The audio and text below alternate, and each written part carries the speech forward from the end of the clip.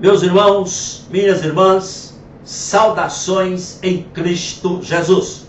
Eu quero falar-lhes nesse instante sobre o tema adoração, uma atividade prioritária.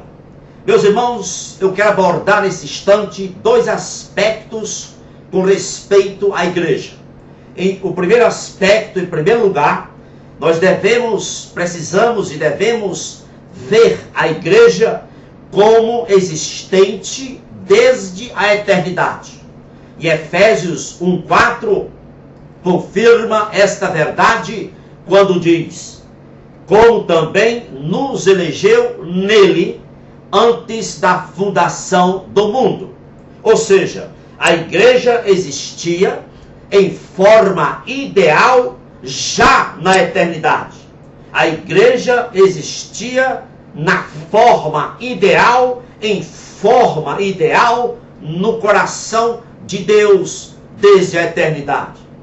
Idealmente falando, a igreja vem desde a eternidade. E em termos funcionais, a igreja surgiu no capítulo 2 do livro de Atos.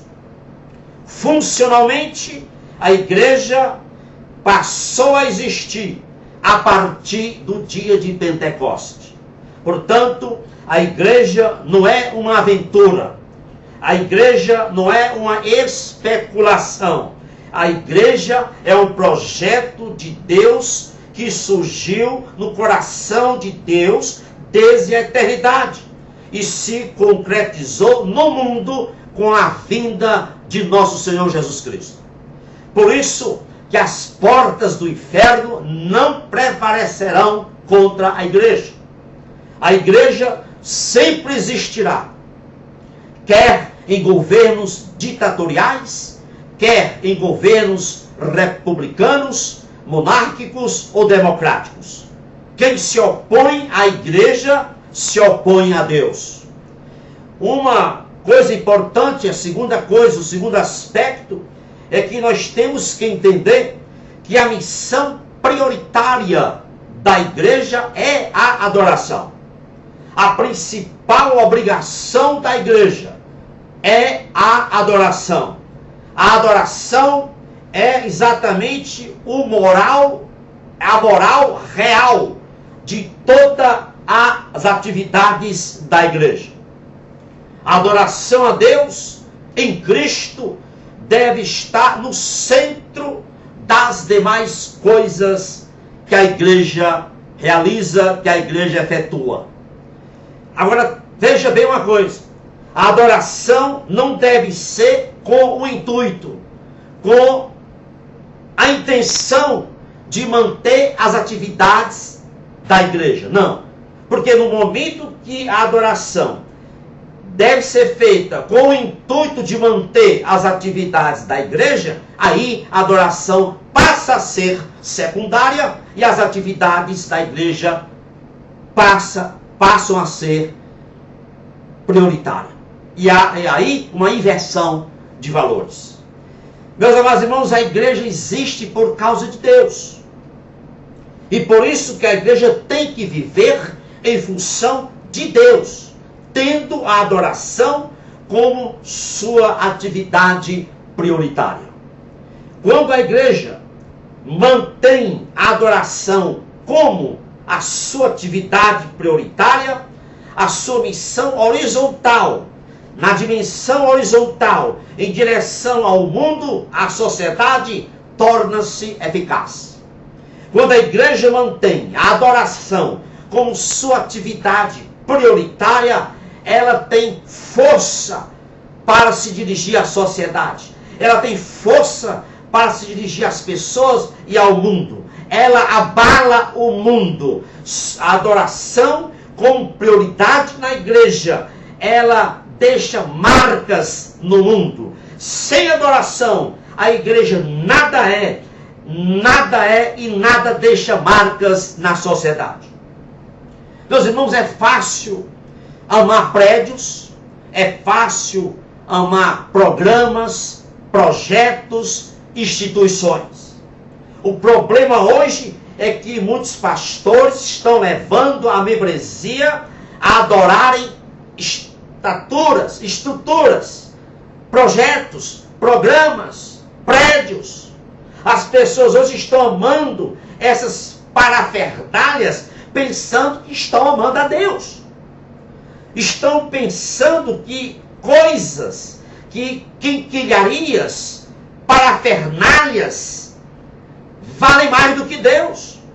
As pessoas hoje estão lutando por coisas, pensando que estão servindo a Deus. Nós temos, irmãos, que parar de pensar na igreja como se a igreja fosse uma assembleia de instituições. Devemos buscar a glória de Deus e não a glória de programas, de projetos, de prédios, de instituições, de coisas. Deus está acima de tudo que possa imaginar. Pastores hoje pensam, muitos pastores pensam, que para viabilizar a dimensão, a missão horizontal da igreja, que é de levar o evangelho ao mundo, eles pensam que para fazer isso precisam edificar catedrais luxuosas. Eles pensam que para viabilizar a dimensão horizontal da igreja, que é proclamar o evangelho ao mundo, à sociedade, eles acham que precisam fazer marketing da denominação. Acham que precisam exaltar a instituição, exaltar os doutorados dos professores de seus seminários. Alguns até hierarquizam a igreja, chamando-a de igreja-mãe e chamando as congregações de igrejas filhas. Ah, meus irmãos, precisamos entender que as igrejas não são mães, nem são filhas uma das outras. Não. Quando uma igreja organiza outra igreja, ela não tem uma igreja filha, mas simplesmente uma igreja. Tão somente uma igreja. O conceito de igreja-mãe é do catolicismo. Segundo o Vaticano, Roma é a mãe de todas as outras igrejas. E isso foi trazido para o meu evangelho. Então, essa coisa de dizer o termo templo-sede, igreja templo central, igreja-mãe, isso não existe. Uma igreja batista, uma igreja presbiteriana ou assembleiana, que tem congregações, não é uma igreja sede, não é um templo central, nem é igreja-mãe, é simplesmente igreja. O Novo Testamento só conhece igreja como igreja, sem adjetivos. Não há necessidade de adjetivar igreja. E mais, o próprio termo congregação, no ponto de vista teológico, é incorreto. Por quê? Porque toda igreja local é uma congregação. Qual é a definição de igreja? Igreja é uma congregação de pessoas que foram unidas pela experiência da conversão, do novo nascimento. Outras pessoas tratam a igreja como se fosse uma rede de supermercado, como se fosse uma rede de templos.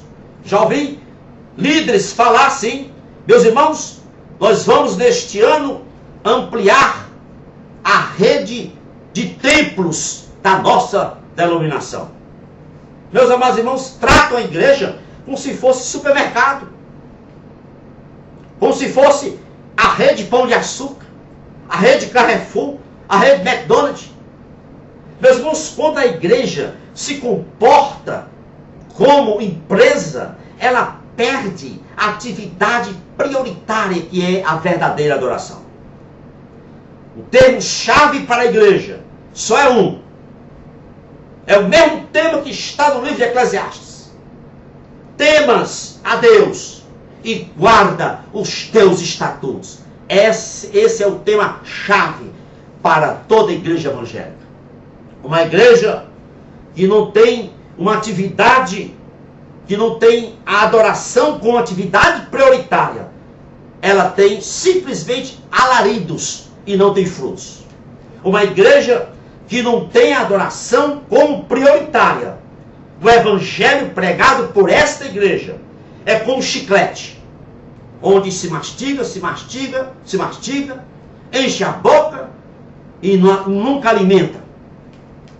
Meus amados irmãos, essas igrejas que não têm a adoração como prioritária, elas estão vivendo a fase pré-Lutero, ou seja, a venda de indulgências e a compra de bênçãos.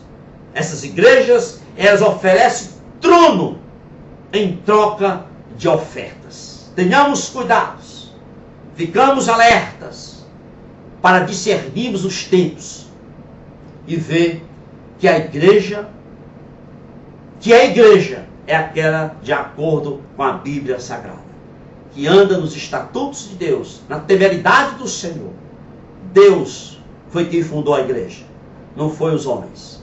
Por isso, Ele zela pela sua igreja e não há inferno que possa prevalecer contra a igreja de nosso Senhor e Salvador Jesus Cristo. Que Deus vos abençoe rica e abundantemente, é o meu desejo para você e toda a sua família. Louvado seja Deus. Amém.